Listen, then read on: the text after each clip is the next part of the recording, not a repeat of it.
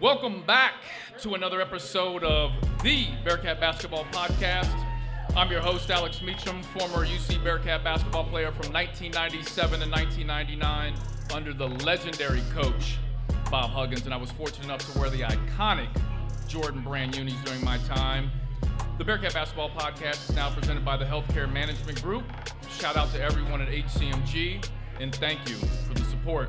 You can follow me on social media. I'm on Twitter and Instagram at Alex_Meacham. Meacham spelled M-E-A-C-H-A-M. We are live here at Mio's in Clifton.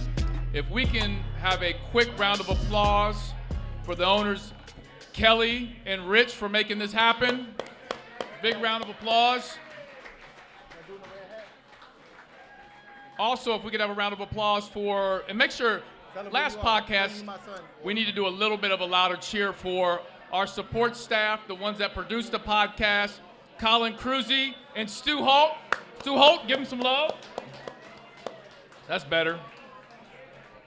Now, we are here live before every home game, 2 hours before tip-off.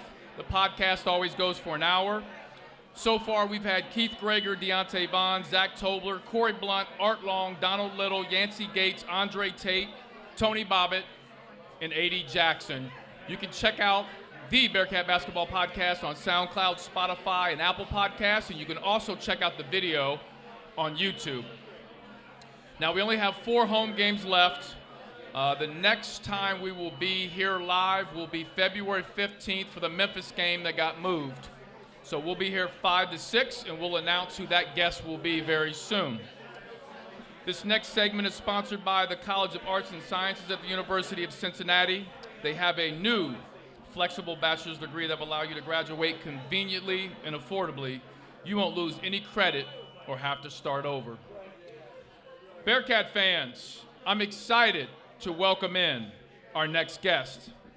He played for the Bearcats from 2003 to 2006. And in my opinion, he is the greatest dunker in UC basketball history. And he flew in from Texas. Would like to welcome back my guy, number 21, James Flight White. What's up, guys? What's going on? What's going on? Thanks for having me, Meech. Now, Flight, tell everyone where you flew in from.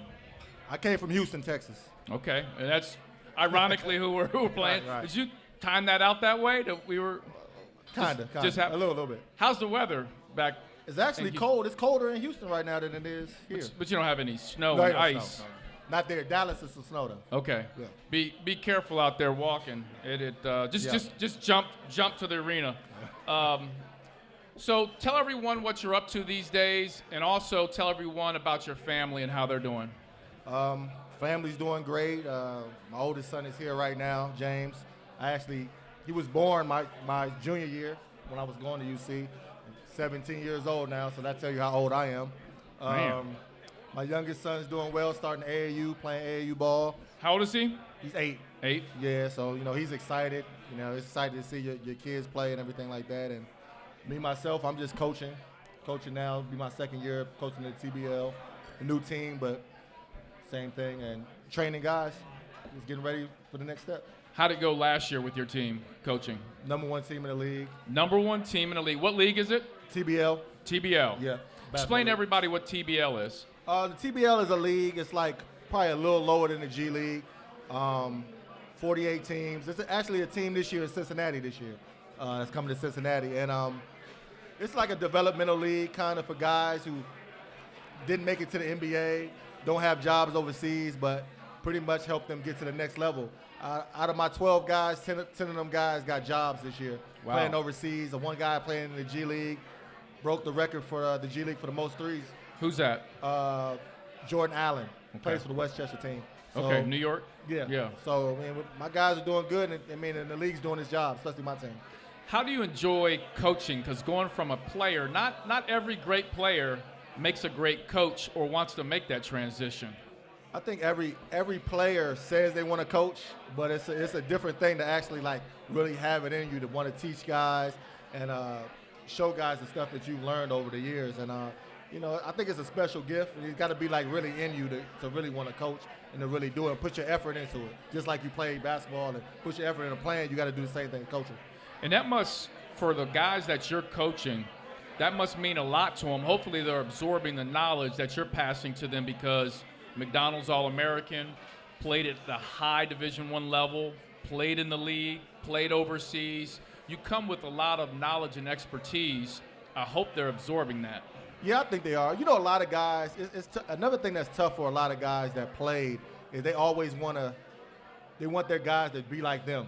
You know what I'm saying? So they're kind of hard on them. But, I've been in so many different situations and been in the situations that they've been in trying to make it, being out of the league and trying to get back in the league or trying to get jobs overseas. So I know what they've been through, been in the G League, been in the D League. I've been everywhere. So I'm able to put myself in their position and talk to them like they would like to be talked to, teach them in the way they can understand, and it's easy. So what's the ultimate goal, coaching-wise? My ultimate goal is to come back to college. I've been having some opportunities this summer to coach in the league and be a player development guy. I'll have some opportunities this summer, but my ultimate goal at the end of the day is be a head coach in college. Okay, and I want to talk about that at the end of the podcast, because you had some conversations with Wes Miller, and I do want to talk about that as we get towards the end. But James, let's kind of go through your history for those that know about your story, some that don't. I want to take it back to high school, growing up in the Maryland area. Why don't you talk about your journey through high school, because you had an interesting journey. Yeah, I started out at a school called Blue Ridge, my ninth grade year. A smaller school, it was like a boarding school. It was a boarding school. Went there, and then I went to the same school as DeMar Johnson, school called Newport. It's like a basketball school. Went there for 2 years. Then my senior year, I went to Hargrave Military Academy. That's a big time program. Yeah, man, it's a big time program, and it's a big time transition. But it was like a sacrifice for me to try to get to the next level. Me and my dad was like, man, I was like 6'7", 140. So it was like a transition to play against guys that were stronger than me to get ready for college. And it worked out great. I was able to be a McDonald's All-American, like you said, and committed early to Florida. So I don't get to talk to a lot of guys that were McDonald's All-Americans, and I think back then being a McDonald's All-American was a little bit more special maybe than it is today. I believe so. How was that for you when you found out that you made that team a McDonald's All-American? I was excited, man, because everything, like I tell the guys, the younger guys, you got to make goals.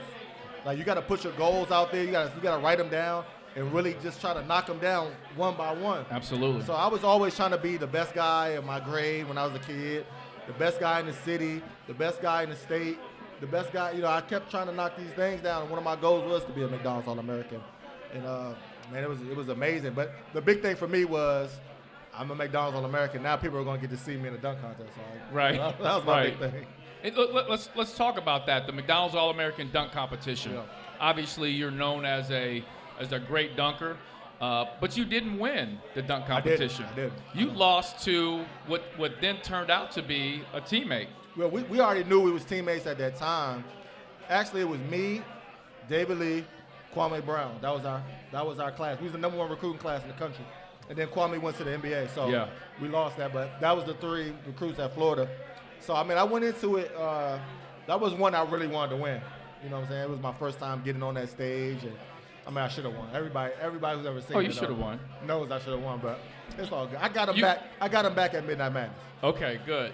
And we're talking about David Lee, who also was a McDonald's All-American, committed to Florida. Now, in that dunk competition, you wore a red headband, right?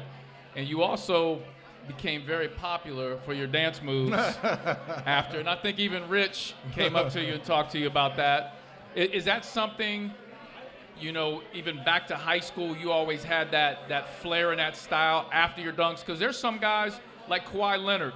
Kawhi would dunk it, and he won't change facial expressions. Man. But you always gave us a little extra. Man, I was always, in my game. Even when the And One mixtape stuff was out, oh man, that stuff really fit me, because I was just like an animated guy. Yeah. And you know what's crazy? When I went to Florida, and one of the reasons I left Florida, people don't understand. People ask me all the time. Somebody asked me over there, why'd you leave Florida? that's one of the reasons I left, because I couldn't be that guy anymore. So like, I lost a lot of if I would have came straight here, y'all would have seen a lot more crazy stuff, because this is the type of dude I was. I was just doing crazy stuff. I was like Lance, kind of. I was kind of like Lance, but a little bit, even more than Lance. Make him dance, Lance. Yeah. So, okay, pause that, because I want to come back to that. But before we get to that, the recruiting process.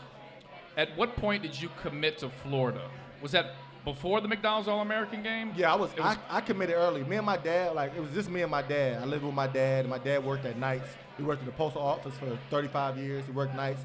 And we was just so tired of the recruiting process. Like, we wanted to get rid of it early. So I actually committed to North Carolina probably my sophomore, going into my junior year, when Guthridge was still there. I did not know this. Yes, I committed to North Carolina. I took an unofficial visit to North Carolina. I committed to North Carolina, but then Guthridge left, and I decommitted.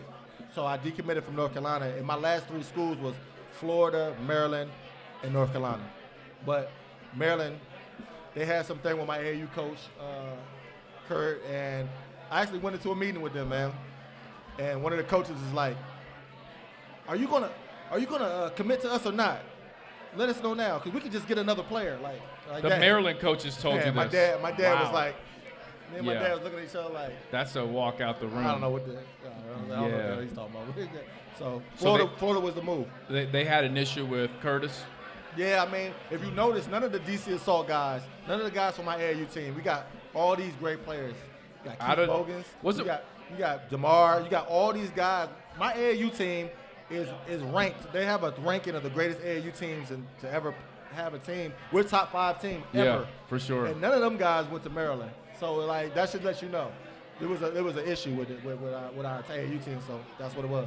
And I saw you post a picture from the DC Assault team. That was you that posted that, yep, right? Yep. And Slim was in there, Dermar. Yep. That's it. Did he play a lot on that team? Did he what? Did he play a lot on the team? Or was I didn't play at all. You didn't play at all. That was you that didn't play at all. DJ was the man. Okay, so you didn't play much. Yeah, that was my going into my sophomore year of high school. He was like, how good was the damn team if you didn't play a lot? Let me tell you who else didn't play. A guy named David Hawkins, who's a 15-year pro, one of the greatest players to play overseas, went to Temple, one of the greatest players to play overseas. He didn't play. Bernard Robertson, another NBA guy who played at Michigan. Jesus. He didn't play. All 3 of us didn't play on that team. And a lot of those guys that's in that picture, you probably don't know. Like, you wouldn't know unless you was there. But, like, a couple of those guys never, like, really made it, but were, like, legit animals. Yeah. Like, animals. Like, yeah. We had, like, 3 or 4 top 50 guys, but then we had Keith Bogans and DJ. So, Brian Chase went to Virginia to play in the league. We had dudes, man. We had a squad. For sure. So I want to now jump back to Florida. Mm-hmm. So you commit to Florida, Billy Donovan. Mm-hmm. I think on that your freshman year, that team had, 4 guys that ended up in the league? You had Lee, Orion, right? Lee, Orion, Green, Udonis Haslam, Matt Bonner. Yep. Not to mention Justin Hamilton, who had played over in Belgium for 15 years. We had a squad, man. We had a good squad. And Anthony Grant. Anthony Grant was assistant. That's right. Coach Pelfrey was assistant. Donnie Jones. All 3 of those guys are head coaches at other places. So, and one of our managers is at the coach of UMass now. Really? Yeah. So we had a crazy squad, man. Like, that team was talent-wise. That team was probably better than any team I had at UC. Yeah. Talent-wise. Yeah. Yeah. Now, you brought something up that I want to dive into, and that is kind of you being you. Mm-hmm. And you lost a little bit of that at Florida. But I think I always tell people what made Bob Huggins great was he let players be them. He didn't try to put you in, like Phil Williams would come out in braids, big afro. Eric Hicks would, crazy. You got the, red shoes and all the stuff that lets you be you. And I think that's one of the great things about Bob Huggins. Let me tell you a story about Florida that I don't know if I told you the story. And you're a shoe guy, so you'll appreciate this. Big shoe guy. First game ever at Florida is at Madison Square Garden. Coaches versus Cancer. Okay. We're playing Arizona. Nope. Yeah, we're playing Arizona. Okay. I had the Hyper Flights on. Yep. The Nike Hyper Flights. They were these shiny shoes. You know our uniforms is blue. I had orange Hyperflights. They matched perfect with the uniform. Yep. I had the blue uniforms, orange Hyperflights. I think I had an orange headband. First game. That night, Dickie V, all he talked about the whole game was my shoes. Uh-huh. He was circling them. Look at them ugly shoes. Look at them, baby. Like a whole game. I came back to Florida. Billy D said, can never wear them shoes again. Can never wear them shoes again. He said it brought too much attention to me and not the team. So that's like an example of, absolutely. You know what I'm saying? I get it. And to Billy's credit, and I always tell people this, he's building a culture. You know what I'm saying? Yeah. Same thing at Villanova, same thing at Duke. He was building a culture. And I understand it now, but at the time it's like, dude. You know what I'm saying? And also to his credit, eventually he did let guys be themselves, because there's no way Joakim Noah could have been Joakim Noah at Florida, bro. Right. No way Joakim Noah could be Joakim Noah at Florida. No question. If Billy's the same guy. I mean, he showed up in a dress the first Joakim Noah day. is me times 10, so there's no way Yeah. he could show up and Billy doesn't let him be him. So he learned, and we had so many guys transfer out of Florida. Yep. He learned, and then he won national championships. So. Some serious talent transfer out. Yeah, for sure. No question. So you end up a Bearcat. You have to sit out Yes. your first year because of the transfer. Talk to everybody what that was like to sit out. And the reason I ask you this is because I remember talking to Sean Kilpatrick, and he redshirted one year, and he talked about how difficult it was to sit and watch. But at the same token, he felt that mentally he was learning the game from a different position in a different seat, and he could see things. So when he did get back on the court, he felt he was better mentally, but it did drive him crazy sitting there knowing he could help the team. Yeah, I mean, Sean's a hooper, man. He's one of the dudes who's a hooper. He just want to hoop. So I understand that completely, but it was a double-edged sword for me. I definitely was frustrated looking and having I got to practice and play with the guys, but I couldn't travel. But, man, it was a culture shock in a good way coming here in a totally different style of basketball. Culture shock from what standpoint? Like, it's like suit and tie, Florida, to coming in with just street clothes. And it was just a different way of doing things, you know? And which fit more to your style, man, though. it fit me perfectly. And Florida was a more offensive-minded team. Come here, it's the exact opposite. You know what I'm saying? Complete opposite. So I had to get ready for all those things. But the best thing about it is I got to be a regular student. Yeah. I got to be a regular guy around campus, man. And that really helped me going forward because, I mean, I was the only guy on the team probably that had friends outside the basketball team. Like everybody knew everybody around campus. I was cool with everybody, and I got to do that because some people didn't even know I played basketball. Wow. You know what I'm saying? On campus? When I first came, nobody knew I played basketball because I came in like January. I came in the middle of the year, so I was like the new guy. So nobody knew I played basketball, so I was just making friends. I was just cool with people just because I was just being cool with people. Then, you know, as people started learning, I'm still 6'7", so. I was going to say, you walking around campus, people have to go, okay, he does something other than study, right? Right. And you know what's crazy? I just thought about this. I think you would have been an even bigger star here if there was social media back then. Yeah. Like, you're active on Twitter. I mean, you do a lot of, good stuff, post, have conversations. You like to engage with people. Yeah. I think, don't you agree with that? If you had social media back then? That's for sure, man. It would have been like Zion Williamson almost. Yeah. Especially coming out of high school. Coming out of high school, like people film everything. So like a lot of stuff that I did in high school, people never seen. Like they never actually got to see the crazy stuff I did because people wasn't filming stuff like that. So right. It would have been that kind of effect, I think. We're live here at Mio's in Clifton with one of our Bearcat legends, James Flight White. Now, I do want to talk about your first season. Let's kind of transition into that. And I'll never forget this. I remember being at Midnight Madness. And, growing up as a kid here in Cincinnati, I would come over and watch Midnight Madness, and I would that made me one of the many things that made me want to be a Bearcat. But then once I played and I'm around guys like Melvin, Kenyon Martin, Pete Michael, I'm around a lot of great guys. I see a lot of unbelievable plays in practice. in the games. I think I've seen it all.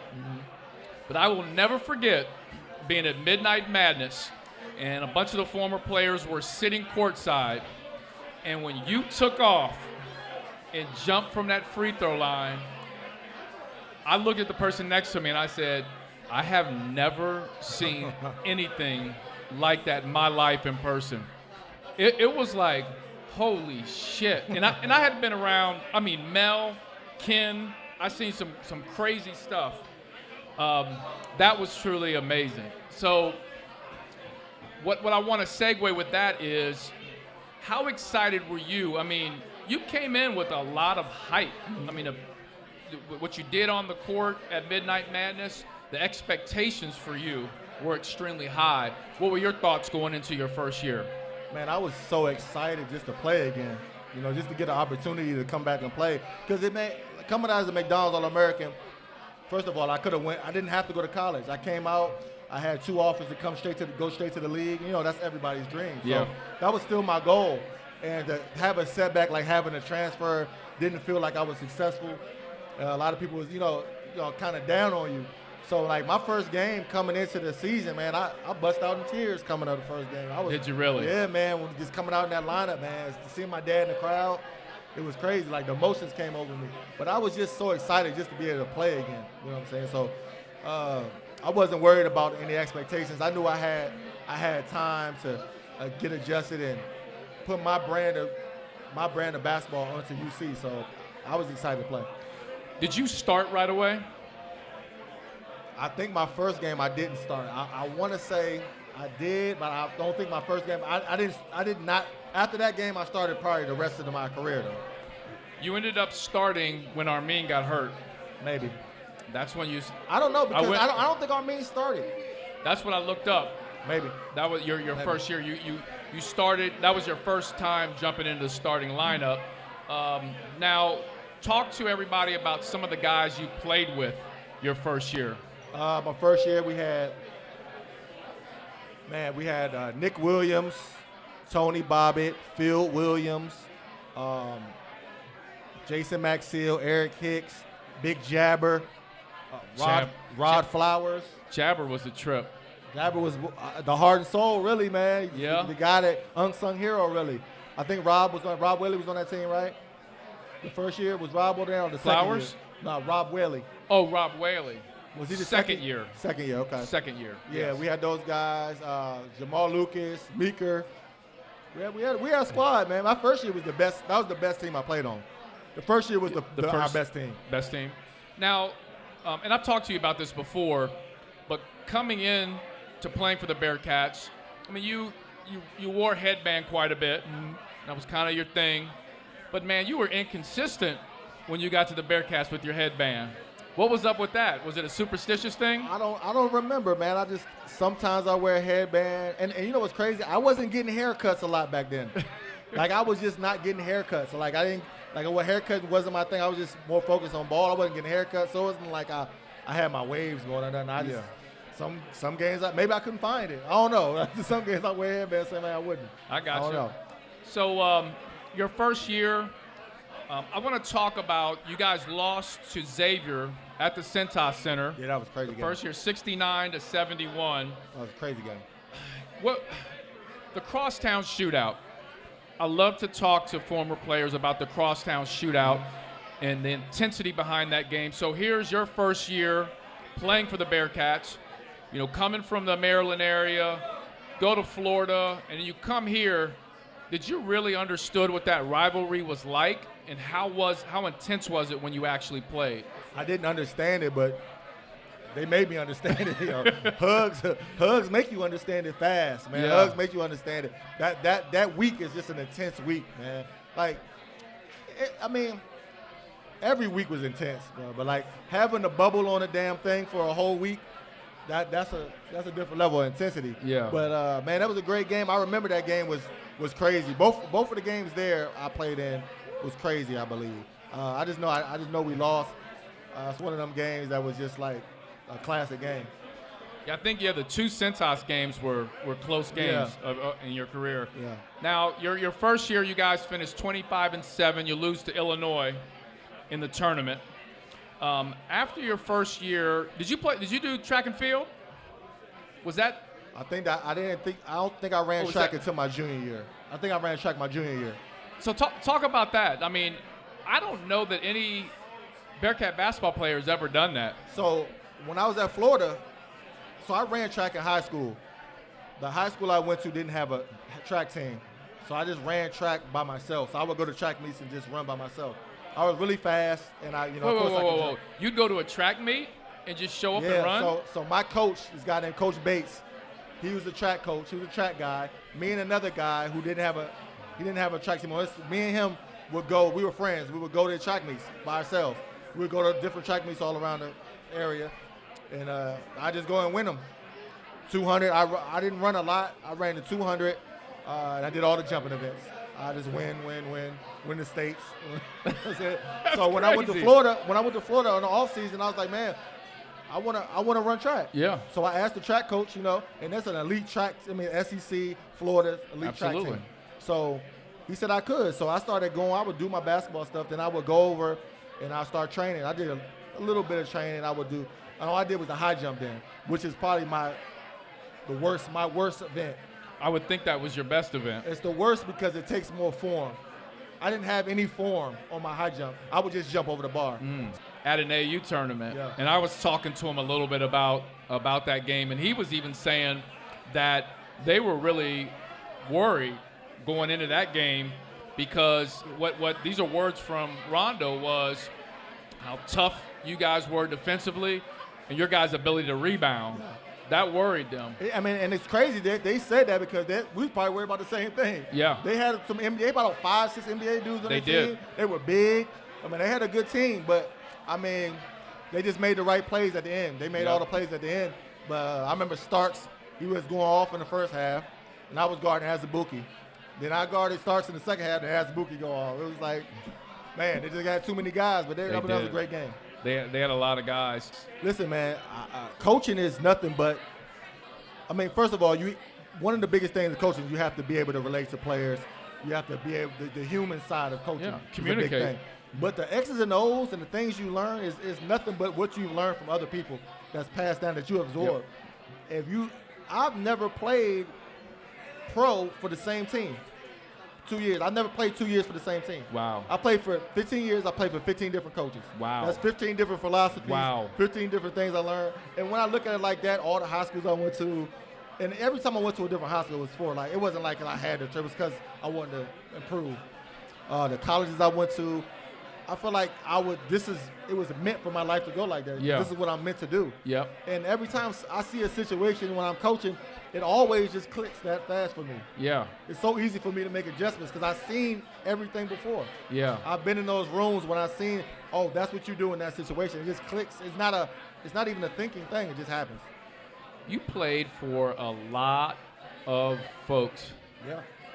So 21 coaches? Just listen to the people I've 15 plus. Billy Donovan, Pelfrey, Coach Grant, Florida, Donnie Nelson, AK, Hugs, here.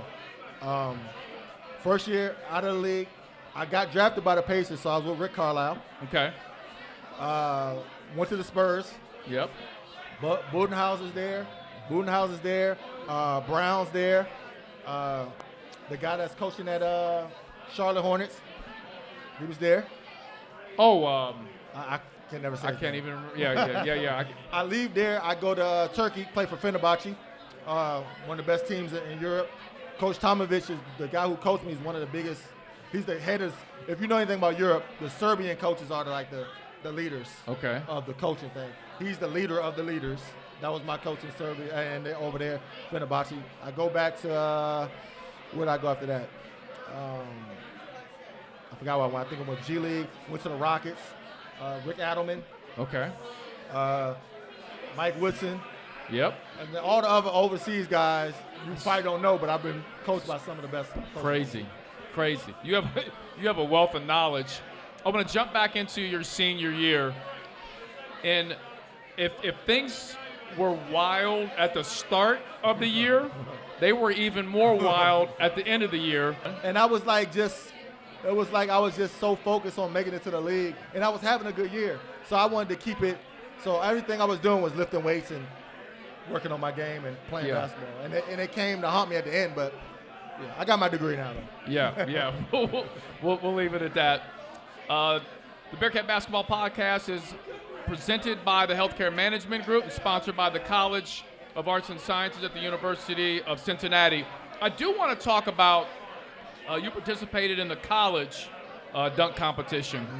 You were wearing the red jersey in the Jordan 21s. So they gave me the red jersey with no shorts. So they didn't give me the shorts. So I had to practice. I had the red practice shorts on. Wait a minute. Why didn't they give you the shorts? I don't know. Who was in charge? I don't know. We got to talk to them. But I had the red practice shorts on with the jersey. Did you ever get the shorts? Nah. I had the shorts on, though. Just the practice shorts. Man. I look good, though. You couldn't tell. Good. You look good. So a guy from Kevin Durant's group reached out to me, and he wanted to do an interview. I talked to you about this, about the Jordan Brand time. And he mentioned, like, several iconic pictures. Now, this guy's not even from Cincinnati. Matter of fact, he lives in Texas. Okay. He's interviewing me. So he says, man, when I think of the Bearcats, man, I think of the following, like, iconic pictures.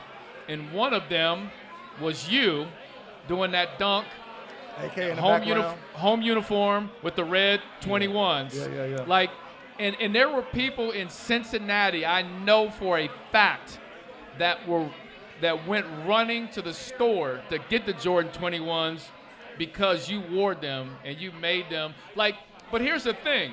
I talk to guys, some guys in the moment, you're just hooping, you're wearing stuff, you don't realize it's going to end up an iconic picture. Right. I mean, I never realized stuff like that was going to happen, but I always was focused on my shoes. Me too. I always was like, I got to wear some. Like, we get them team shoes. Yeah. And I'll just be like, I might give them to my dad or give them to somebody. Like, I'm not wearing those. Like, there was a time when I was at Florida, Richard Hamilton was my guy. When I was in high school, Richard Hamilton was my guy. He was a Jordan guy. So he was playing with the Wizards. Yeah. When he was with the Wizards, when I was with Florida, it was the same kind of color scheme. I used to have all the Jordans. Oh, man. So I was always, like, into that. Where's he from?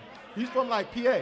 Okay. He's from PA, but I was cool with him. I met him through somebody, then we just became cool. He was, like, a big bro to me. Like, so he just looked out for me. I used to have all the shoes. Even at Florida, I had all the shoes, but I couldn't wear them, remember? Yeah. But when you got to UC, I still had to connect. So I wouldn't wear the team stuff. I would wear all the real stuff.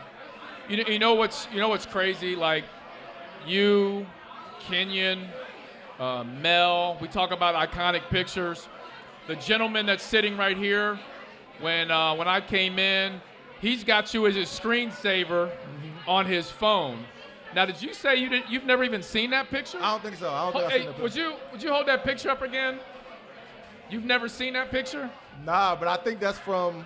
I remember that. I remember where that's probably my junior year. The junior year? Yeah, that's my junior year, I think. Yeah.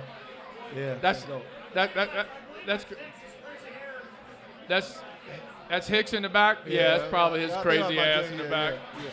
Yeah. But that's crazy how, and I think it's cool how, that stuff lives on. And when we were talking about doing this podcast, I got to tell you the story. When we were talking about the initial plan to bring former players back and have, a podcast before home games, you were one of the guys that, and Rich, I don't know where Rich is right now, brought up like, we got to have James back. And that just is awesome that, you played back, your last season was, 2006 or whatever, and fast forward to 2022, and you still are very, very important to the Bearcat culture. I mean, it's crazy, but you don't realize at the time, you don't. How you affecting people's lives. You're just hooping. You're just playing, you just living your college, because my favorite dunks nobody's ever seen before. There's mythological, like the Loch Ness Monster. Man, come on, man. Okay.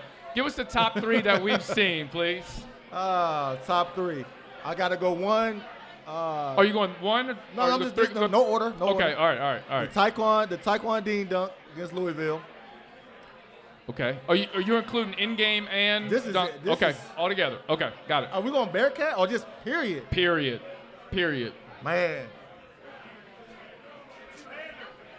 He loves the.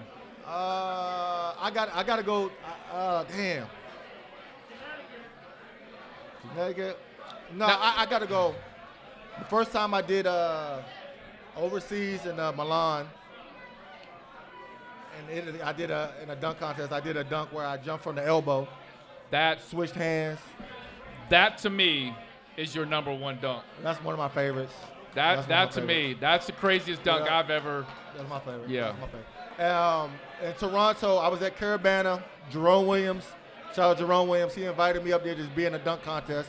He was playing for Toronto Raptors at the time. I was in this dunk contest, and so many NBA players. Vince was there. All these dudes was there, so I had to show out. It was the first time I ever tried, even attempted the between the legs from the free throw line. So that was. I mean, you hadn't tried it I never prior tried to? it. Not practice, never nothing? Tried it. So all the dunks I've ever done, I never practiced dunks. So everything I ever did, I just did it in that moment. So that was the first time I even tried it and did it. Also the first time I did a two-hand windmill. So that's number 2. And my last one's the Taekwondo one, man. Okay. At Louisville. I was just. Describe that one for everybody that doesn't remember. Man, I got the rebound. Pushing it down. Plus, we playing Louisville, so it's a big game. Yeah. Pushing it down. Nobody picked me up. Right down the middle. Right on somebody. That was one of my favorite ones. Gotcha. Now, when was the first time you dunked the ball in a game? Going to my freshman year in high school. Freshman year. I think it was going. I say it's the same.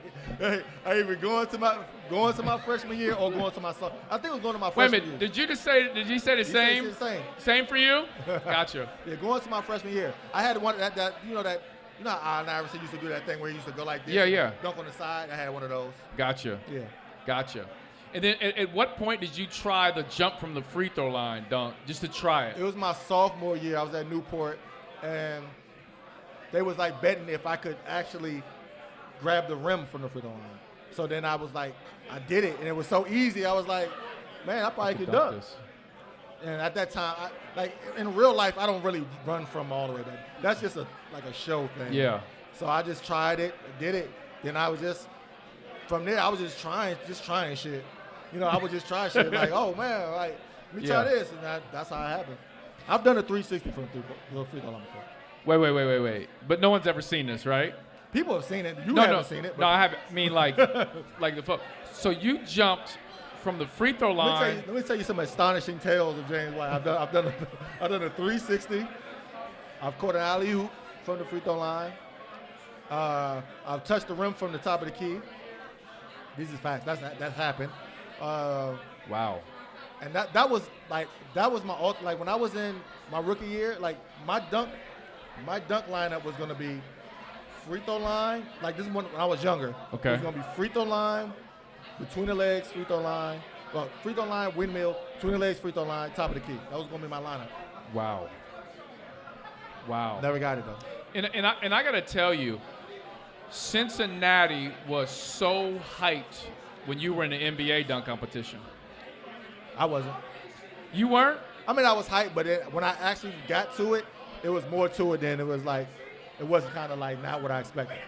Why do you say that? It was just more. It was more like a show than it was like I was used to. It was more like it wasn't about the dunking. It was about everything else. All the other little extracurricular stuff. And at the time I was like 30, so I was like, I ain't just going out there just jumping. Yeah. I gotta warm up. I gotta warm up and shit now. Like stretch. It wasn't none of that. Like so, it was like it's a young person's thing. Like that's why no old dudes get in it. Right. It's really a young person's thing. So I didn't get to do all that kind of stuff. And then it was just like, hey, you're on. Stand right here. You're on. Go. Yep. Like damn, I didn't get to warm up or nothing. Just go go. out there. All right, just go out there. Like, but it was cool though because that was fun. Now you've been in every dunk competition.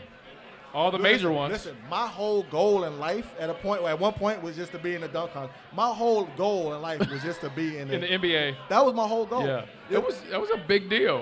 Man, that was my goal.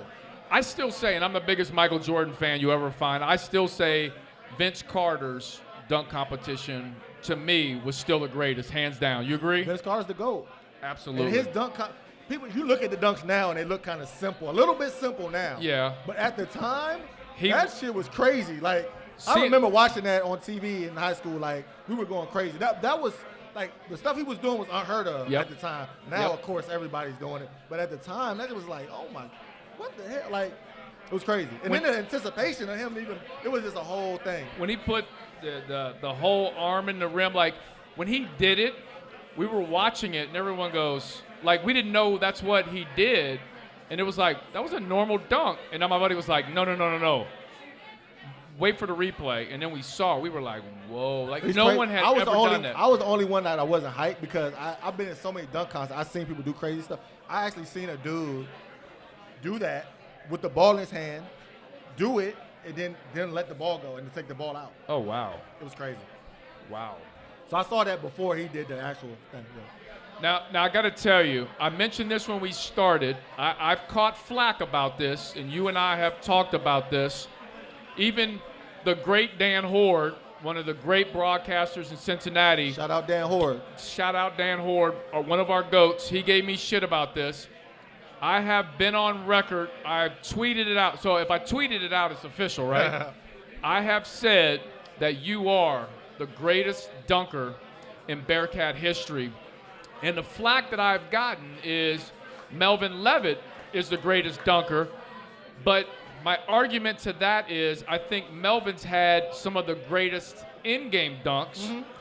But when it comes to pure dunking, you are the greatest dunker in Bearcat history.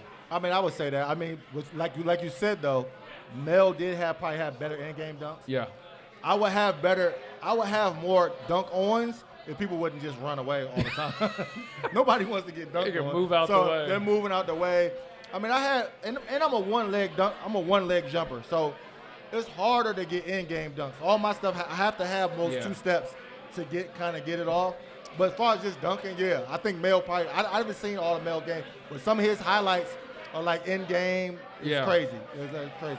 Well, the Duke game, to win the game, the dunk, that exists in, like, you know. The helicopter pull, the putback, that's probably the most iconic dunk in UC history. But let me tell you the story behind that dunk. I'm on a team, I'm on the bench, and I believe Dewan Baker shoots it, and we could see Mel running, and Mel jumps, and Bobby Brandon jumps up too. And if you watch the replay of it, I'm on the bench going, uh-oh, because if Mel gets a head of steam, can't stop it. It's a wrap. And even Bobby jumped, and Mel catches it, and just like, boom. The hanging on the rim is what really did it. When he's and the nickname being the helicopter, and then he swings. That's by far the best. That's the most iconic UC dunk by far. No question. By far, yeah. No question about it. We are here live at Mio's with Bearcat great James White. I do want to talk about a little bit your experience in the NBA and what that was like. Obviously, growing up, your dream was to play in the NBA. How tough is it? Could you explain to people, like, how tough it is to play in a league? I mean, you come out of here, one of the top players in the country, great athlete, and it's still a tough transition for a player like you. Honestly, I wasn't even a top guy coming out. When I senior year, I wasn't on the top 60 board to get drafted. But it's I put the work in. I was able to get drafted 31st. It's harder to stay in the league than to get in the league. It's harder to stay in the league than to play in the league. I like that. That makes sense. The game is easy. If you get the opportunity, the game is easy. It's really simple. I swear, everybody in the NBA can play.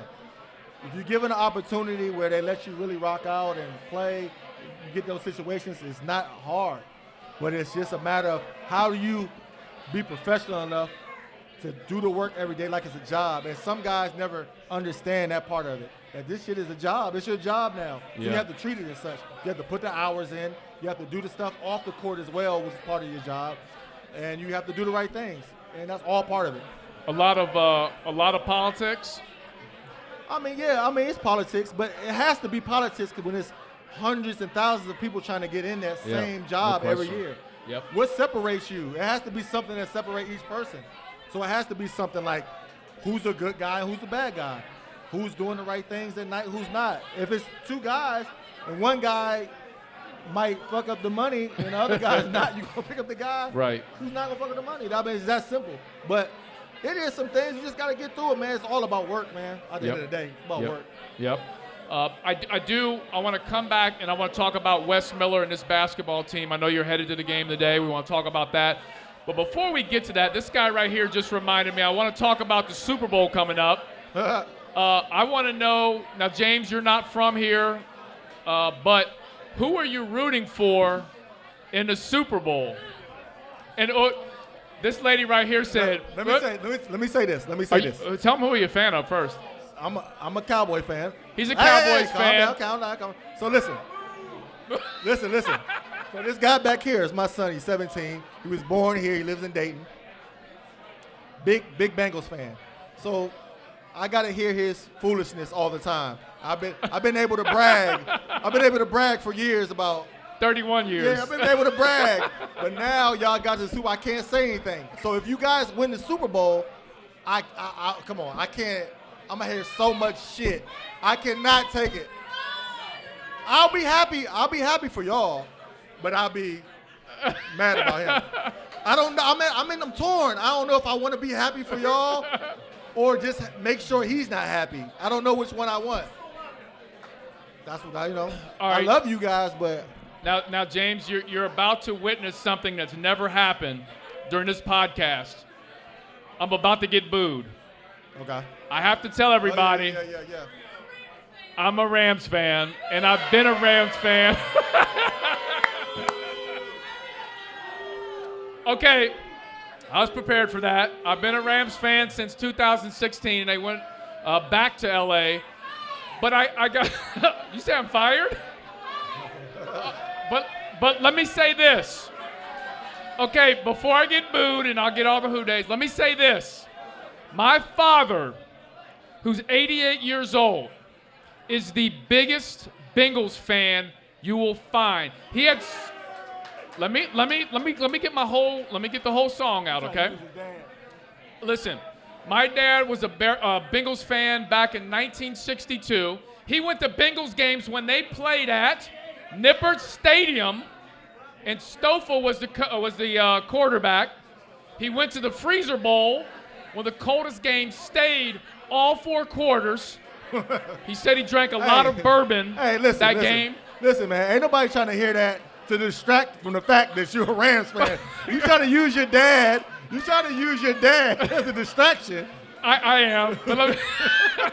But let me just say this. I'm a Rams fan, but I'd be happy for my father if the Bengals won just because he suffered for 31 years, and I love to see him happy. So if the Bengals beat the Rams, I'm cool with that. So, all right, can I get a little bit of love? I know you booed me. Okay, thank you.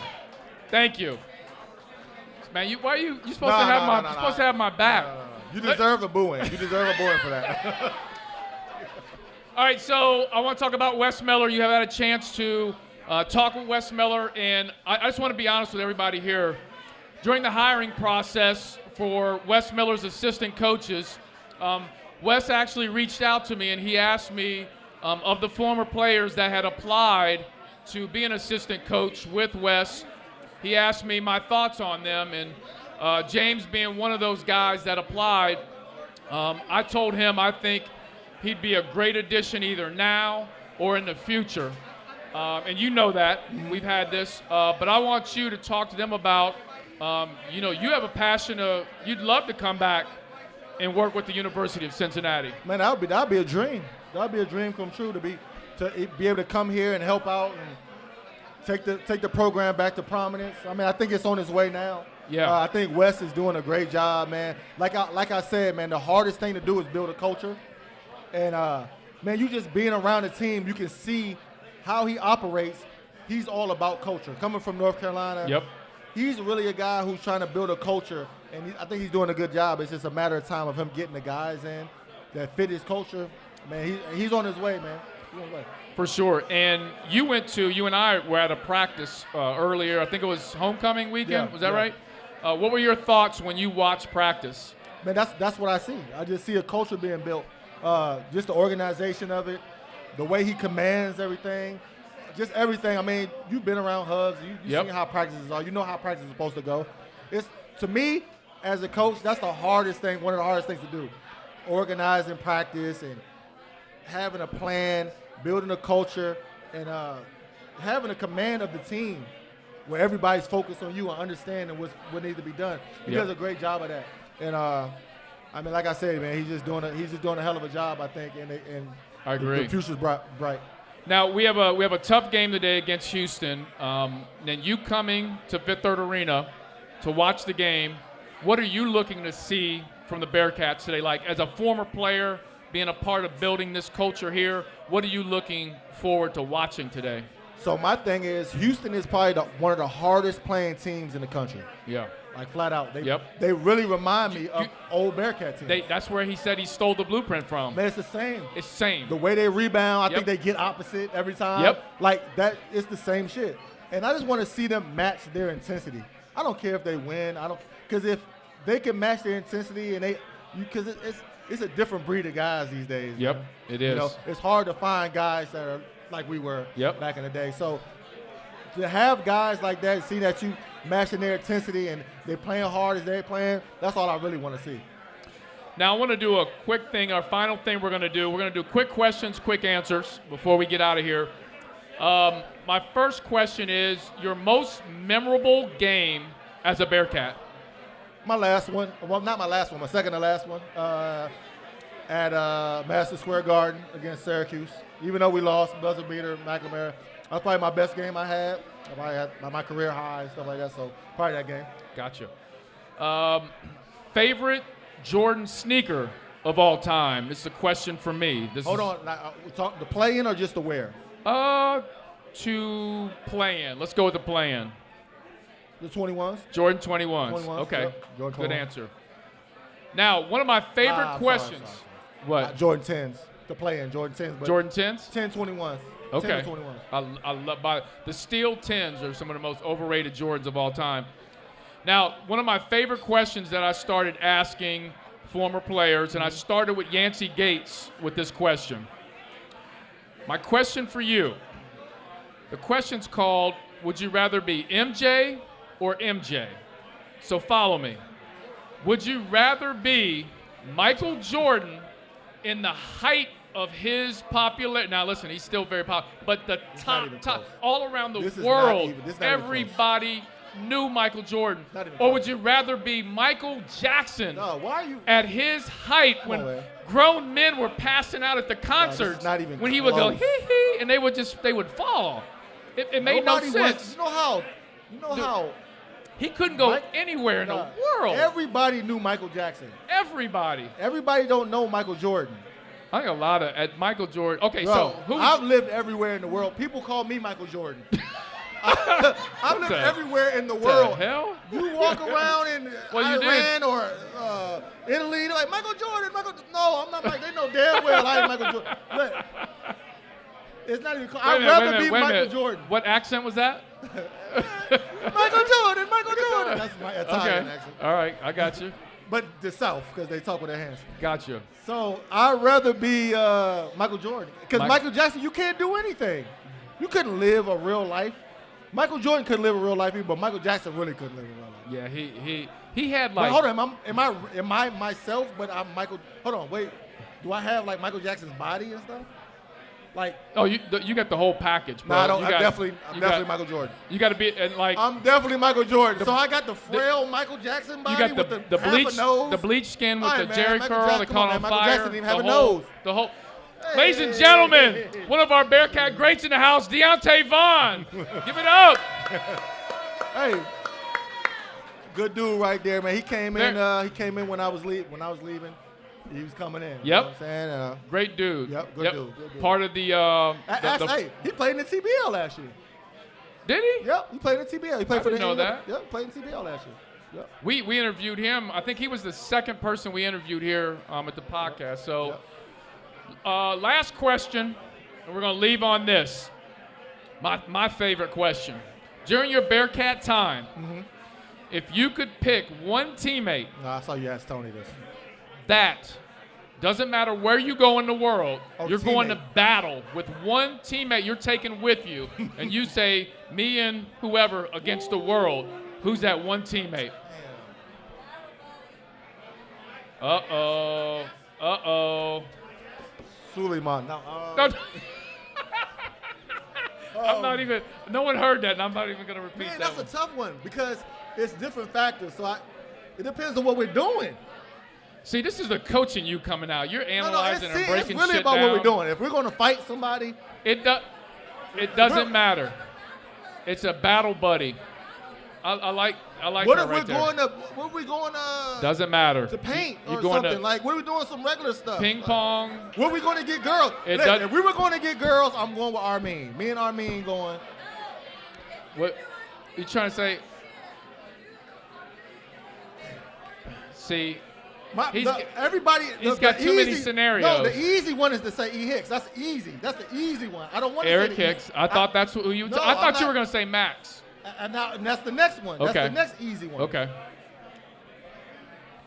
Ooh. Can I pick a guy that? Ooh. Who? Come on. I was gonna say Teron Barker. Teron Barker.